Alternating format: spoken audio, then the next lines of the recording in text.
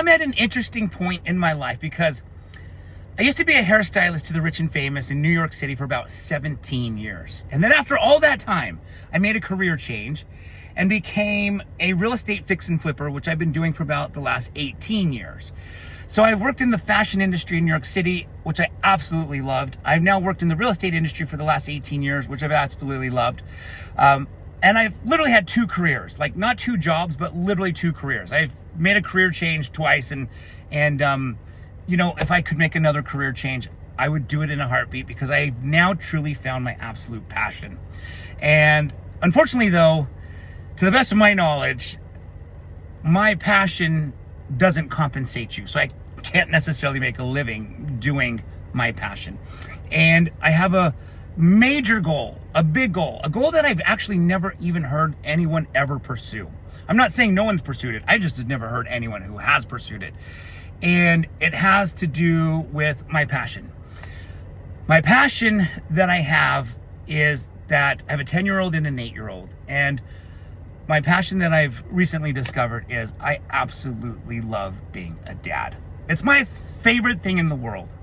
I coach my son's 10, he's the older one, and I've coached his baseball team, football team, and basketball team since he's 5. Since he was 5 years old, I volunteered to coach his, very first soccer team, baseball team, basketball team, football team, and absolutely fell in love with it. Just fell in love with it, had no idea I was going to love it. And my son, he would like to be a professional athlete.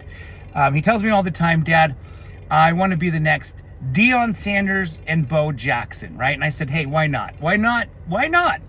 As long as my son has a dream and wants to pursue it, I'm going to help him pursue it. Now, my son is a young 6th grader. He's going into 6th grade. He has a friend in his class. They actually have the exact same birthday, but to the day, his friend is 1 year older than my son. His friend happens to be the oldest 6th grader in the school. My son happens to be the youngest 6th grader in the school.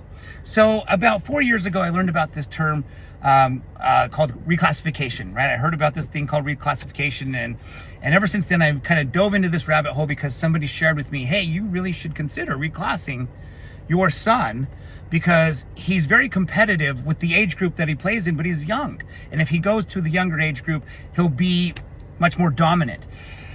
I watched a piece of a podcast where Daniel Cormier talks about reclassification. He shares, you want to reclass in 8th grade. They talk about, people talk about reclassing, in kindergarten, right? You just kind of hold your kid back a year and then start him in kindergarten so he's the older one.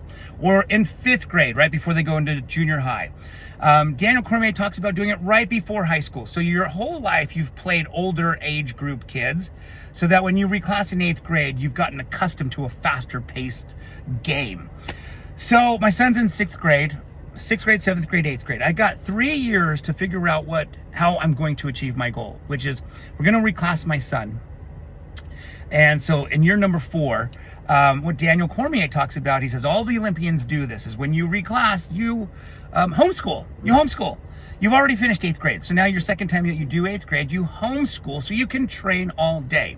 He talks about how all these Olympians will homeschool because they have to train all day. If you think about skiers, they don't go to school and then head up to the mountain to ski at nighttime. No, they're skiing during the day, all day. So they're being homeschooled.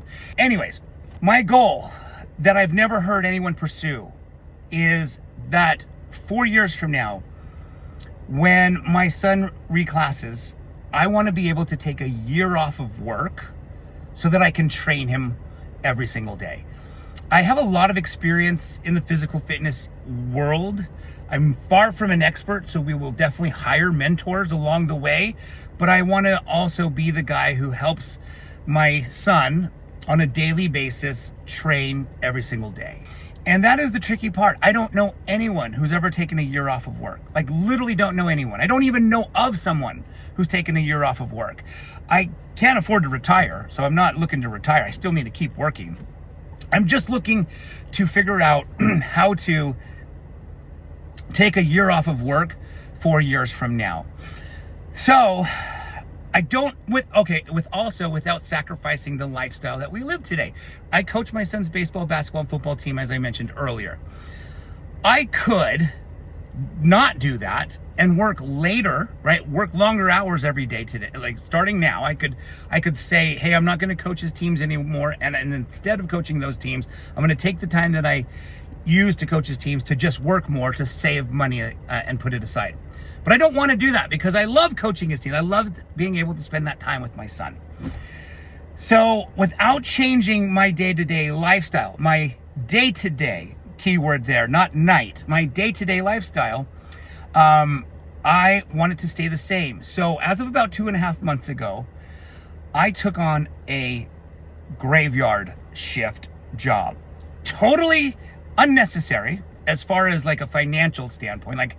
It's beaten me up. Like, it's not something I need to do. I can just happily ever after work my real estate business, but I won't have the ability to take a year off 4 years from now.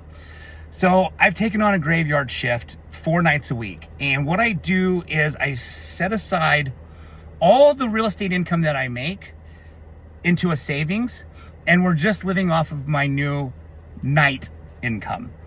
And so probably less than 4 years from now, things are all, for the last 2.5 months, I've already been tucking away quite a bit of money from my real estate transactions that I've been doing and houses that I've been flipping.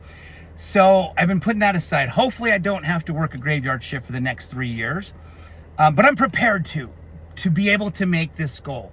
And as long as my son wants to pursue and has a dream to be a professional athlete, then like I said, Dad is going to 100% support it. And so, man, I am in this major crossroads where I am now working 2 full-time jobs. My real estate business all day, and then 4 nights a week, I head into this graveyard position where I generate a secondary full-time income that we are now living off of today, and being able to tuck some money aside so that 4 years from now, I can take an entire year off to train and hang out with my son the year before he goes into high school. Man, it's been tough. It's been tough. I nap, little power naps when I can, little 20 power naps when I can. I used to never nap. It is a required thing now. It is absolutely necessary for this body to be able to make it throughout the night. Basically, it's been tough, to say the least. It has not been easy. A friend of mine asked me, have I thought about quitting? Like every night at about 4 a.m, I think about quitting, but for my son, right? And for us to be able to spend that time together. It's something I'm going to push through, and fingers crossed, I can do it in 12 to 24 months or less. Set enough money aside that I don't have to obviously do this for the next 3 years. Prepared to do it for as long as it takes, so that 4 years from now I can take a year off. But it's interesting because you go through life finding a career. Maybe you like it, maybe you love it, but you're not passionate about it, right? I always say there's hate your job, like your job, love your job, passionate about your job. And your job might be your business. It might be something that you do. I have loved working in the fashion industry. I have loved doing the real estate industry. I have been blessed to do things that I've loved, but neither of them have been something I've been passionate about. And now that I have found something that I'm absolutely passionate about, that's my goal. I got to just figure out how I can spend as much time with my kids as possible while still figuring out how to generate an income. But I don't know, has anybody else struggled with, just wanting to do something different? You've been stuck in a career for so long, and now you have kind of truly found your passion, but you cannot figure out how to necessarily take what you've been doing and shift to a new passion, and figure out how to make an income. I would love to hear about it in the comments. If you know anybody who's actually ever pursued taking a year off, I'd love to hear about their story. Please hit me up.